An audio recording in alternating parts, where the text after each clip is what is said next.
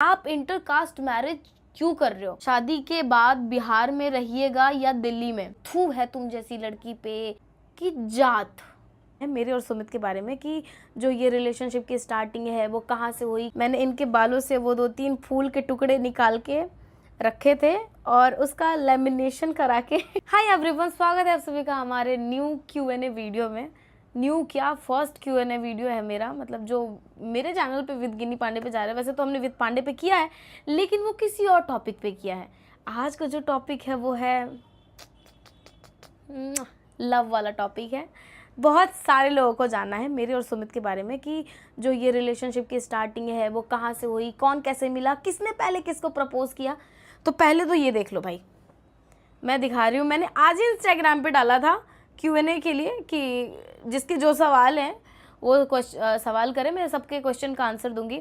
But अब ये देखो कहाँ से दूंगी मैं। ये देखो भर भर के जो क्वेश्चन आए हैं ना आपके, मेरा खोपड़ा जो है वो हिल गया है। अभी देखो इंटरनेट की इशू के कारण। हाँ अभी देखो, अगर ऐसे ऐसे हम करते रहे ना, कसम से बोल रही हूँ, वीडियो बनाने में मेरे को तो 5-6-10 घंटे तो लग ही जाएंगे। तो होप सो कि मैं ऐसे ना शॉर्टकट में जो स्टोरी है वो सुनाऊंगी आपको, जिससे कि बहुत सारे लोगों के सवाल का जवाब मिल जाएगा। ठीक है, तो अभी चलो स्टार्ट करते हैं। वैसे बहुत सारे लोगों का यही सवाल है कि पहले प्रपोज किसने किया था, तो मैं बता दूं कि मैंने ही किया था।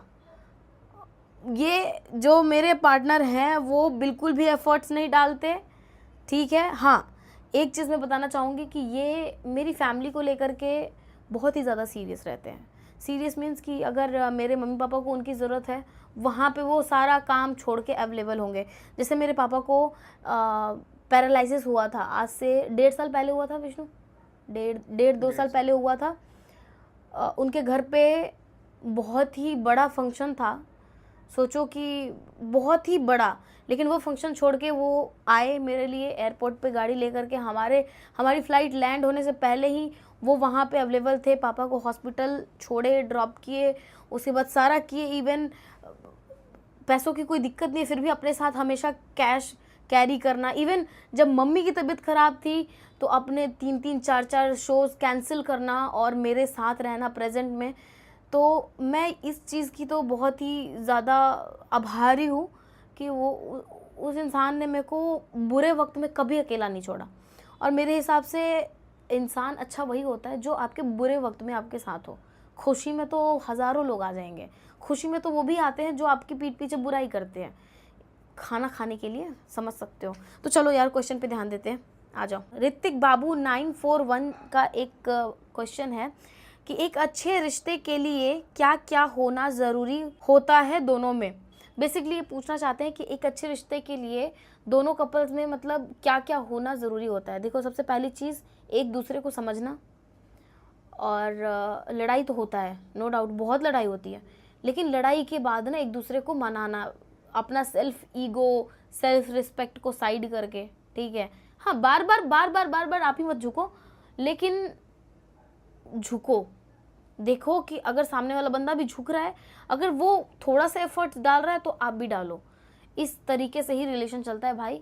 वैसे तो मैं ज्ञान मतलब क्यों ही दे रही हूँ आपको, मैं खुद ये सारी चीज़ें नहीं करती हूँ, बहुत कम करती हूँ, लेकिन एक्चुअल में जो लड़का और लड़की को चाहिए होता है वो सिंपल सी चीज़ होती है, यही चाहिए होता है भाई, एफर्ट्स डालना पड़ता है। तो यहाँ पे 2-3 सवाल और हैं, मतलब मैं पहले ना क्वेश्चंस देख रही हूँ और सोच रही हूँ कि जिस टॉपिक पे ज़्यादा सवाल है मैं उस टॉपिक पे रिप्लाई दूँ। तो लोगों ने कमेंट किया कि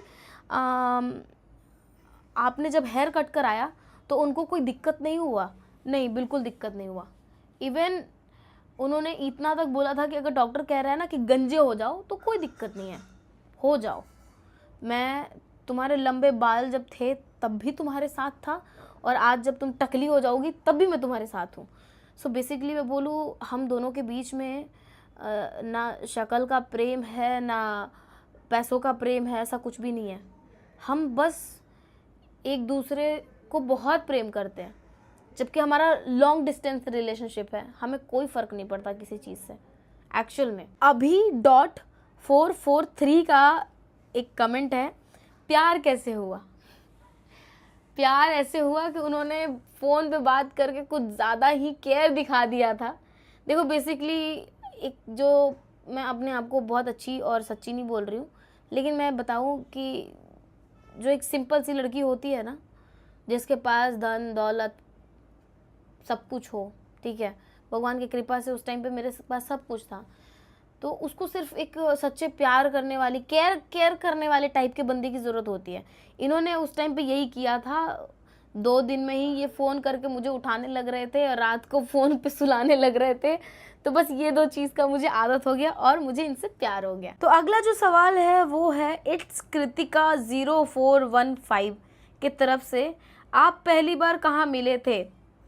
हम पहली बार मिले थे डीएलएफ में, मैं, पूजा, शिवम, हम सारे रहते थे और वहाँ पे हमारा एक छोटू सा कमरा था और हम वहाँ पे वो आए थे, हमारे घर पे ही आए थे। मैंने बहुत रिक्वेस्ट करके उनको बुलाया था और हम पहली बार वहीं पे मिले थे फैमिली के साथ। और दूसरी चीज़ ये कि मतलब जो बाबा श्याम का मैं वो करती हूँ गुणगान कि बाबा श्याम बाबा श्याम बाबा श्याम, वो जो पहली बार मिले थे तो वो बाबा श्याम के दरबार से ही आए थे और उन्होंने मुझे प्रसाद खिलाया था और मैंने वो प्रसाद खाया और मैंने ये बोला कि अच्छा ये बाबा श्याम को मानते हैं, मैं भी बाबा श्याम को मानूंगी।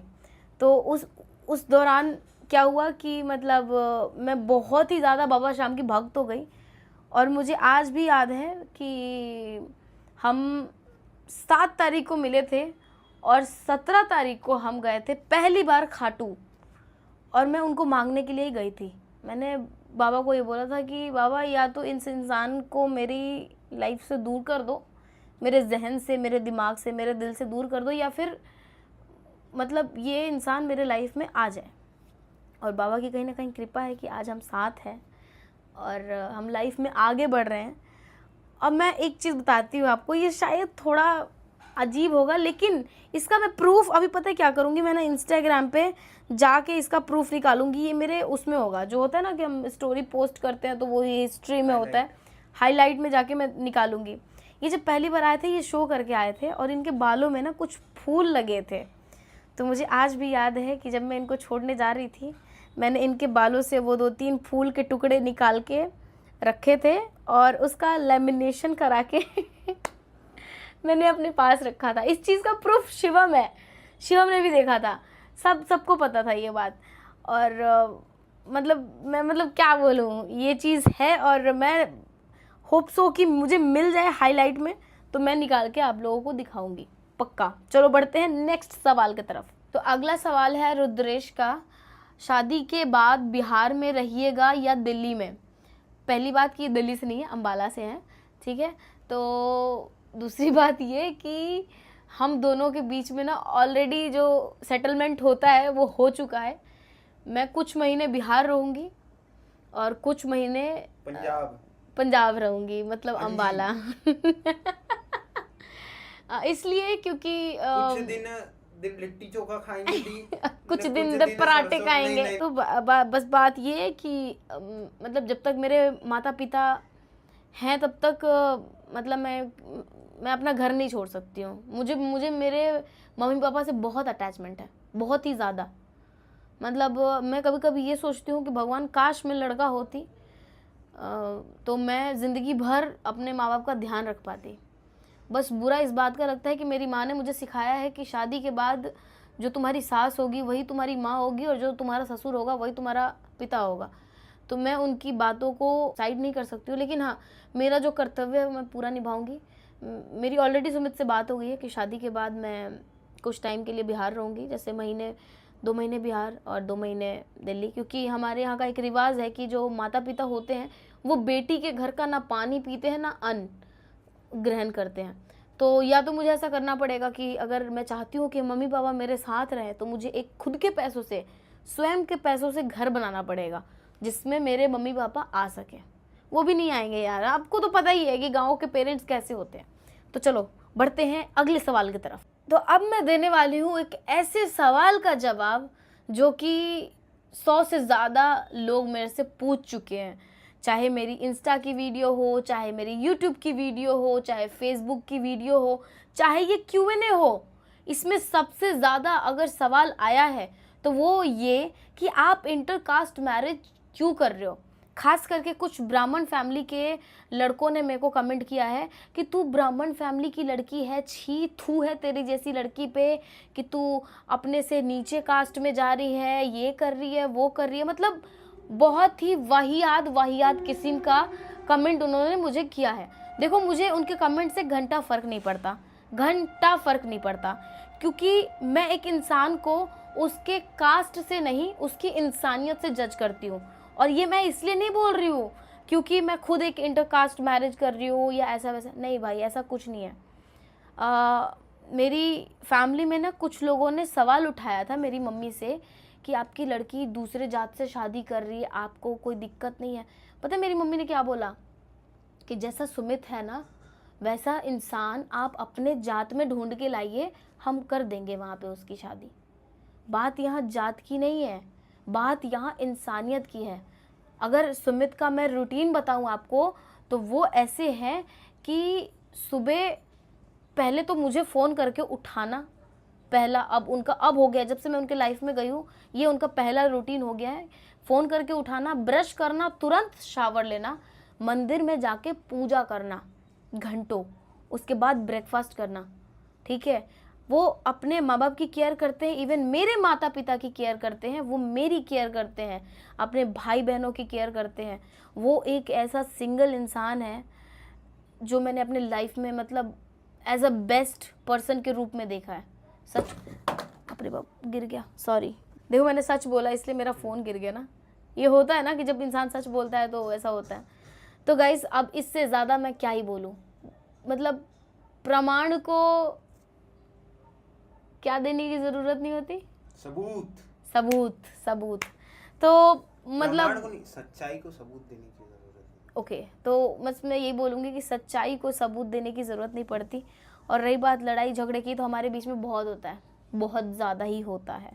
इस चीज़ में तो 0% भी आप डाउट बिल्कुल मत करना कि हम बहुत बेस्ट कपल हैं, नहीं ऐसा नहीं है। लेकिन हाँ, कुछ चीज़ें जो है वो मुझे बहुत ही ज़्यादा लकी फील कराती है। जैसे कि बहुत सारी चीज़ें हैं, अभी धीरे धीरे, अब तो सुमित रिवील हो चुके हैं तो हम धीरे धीरे वीडियो में सारी चीज़ें शेयर करेंगे।